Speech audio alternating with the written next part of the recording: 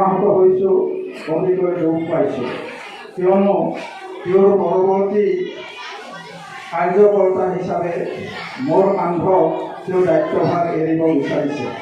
কিন্তু মই তেওঁৰ নিচিনা ইমান সাহসীয় নহয়, তেওঁৰ নিচিনা ইমান দক্ষ প্ৰশাসকো নহয়। তেওঁ যি ধৰণে যি দক্ষতাৰে হাজীপাৰা হাইস্কুল পৰিচালনা কৰিছিল আৰু হাজীপাৰা হাইস্কুলৰ উন্নয়নৰ বাবে যিমানখিনি অহোপুৰুষাৰ্থ কৰিছে সিমানখিনি কৰাটো আমাৰ বাবে সম্ভৱ নহয়। হাজীপাৰা হাইস্কুলত তেওঁ এটা গতি আনিবলৈ সম্ভৱপৰ কৰিছিল। গতিকে যি গতিৰে তেওঁ হাজীপাৰা হাইস্কুলক আগবঢ়াই নিছিল সেই গতি আমি অক্ষুণ্ণ ৰাখিব পাৰিমনে সন্দেহ আছে। সেয়েহে তেওঁ আমাৰ মাজৰ পৰা বিদায় দিবলৈ ইচ্ছা নাযায়। তথাপিতো কৰ্মসূত্ৰে যিহেতু তেওঁৰ চাকৰি জীৱনৰ শেষ, গতিকে তেওঁক আমি বিদায় দিবই লাগিব।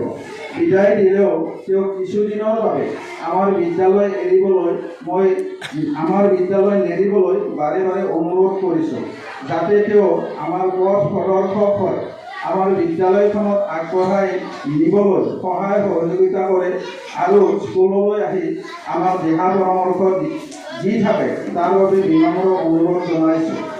হাজীপাৰা হাইস্কুলত আমাৰ ছাৰৰ কৰ্মজীৱন সদূৰ 1988 চনতে আৰম্ভ হৈছিল। আজাদ এম.ই. মাদ্ৰাছাত তেওঁ প্ৰথম বৰবালাৰ আজাদ এম.ই. মাদ্ৰাছা শিক্ষক হিচাপে কৰ্মজীৱন আৰম্ভ কৰিছিল।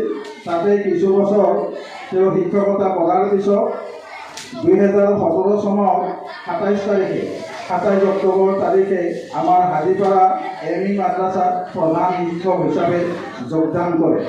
তেওঁ প্ৰধান শিক্ষক হিচাপে যোগদান কৰাৰ পিছতে আমাৰ হাজীপাৰা এম.ই. মাদ্ৰাছা আৰু ফুলকিপাৰা প্ৰাথমিক বিদ্যালয় হাজীপাৰা হাইস্কুলৰ লগত সংলগ্ন হয়। হাজীপাৰা হাইস্কুলৰ লগত হাজীপাৰা এম.ই. মাদ্ৰাছা একত্ৰীকৰণ হোৱাৰ পিছত 2018 চনৰ জুলাই মাহত তেওঁ আমাৰ মজিবৰ ছাৰে হাজীপাৰা হাইস্কুলৰ সহকাৰী প্ৰধান শিক্ষক হিচাপে কৰ্মত যোগদান কৰে। তথাপিও আমাৰ সহকাৰী প্ৰধান শিক্ষক হয়। ইয়াৰ পিছত আমাৰ পৰৱৰ্তী প্ৰধান শিক্ষক ৰিটায়াৰ্ড হোৱাৰ পিছত তেওঁ 2021 চনৰ এপ্ৰিলৰ 1 তাৰিখৰ পৰা আজিৰ তাৰিখলৈ প্ৰধান শিক্ষকৰ এই গুৰু দায়িত্ব সফলতাৰে সম্পন্ন কৰি আহিছে। আজি তেওঁৰ কৰ্মজীৱনৰ শেষ দিন। এই শেষ দিনত বিদায় দেবলৈ ওলাই যদিও আমি দুখ পাইছোঁ, তথাপিতো উপায় নাই, তেওঁক আমি কৰ্মজীৱনৰ পৰা এৰি দিবই লাগিব।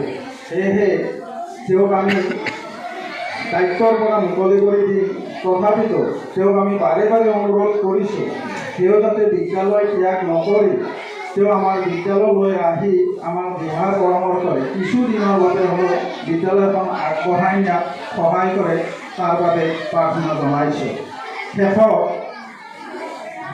আমাৰ ছাৰলৈ সশ্ৰদ্ধ সম্বৰ্ধনা জ্ঞাপন কৰি আপোনাৰ সুস্বাস্থ্য আৰু দীৰ্ঘায়ু কামনা কৰি সুখী জীৱনৰ বাবে ঈশ্বৰৰ ওচৰত প্ৰাৰ্থনা জনাইছোঁ। আপোনাৰ অক্লান্ত জীৱনৰ সেন্দুৰে আজি ফুল চন্দন পৰক, তাৰে কামনাৰে মই মোৰ বক্তব্য সামৰণি মাৰিছোঁ।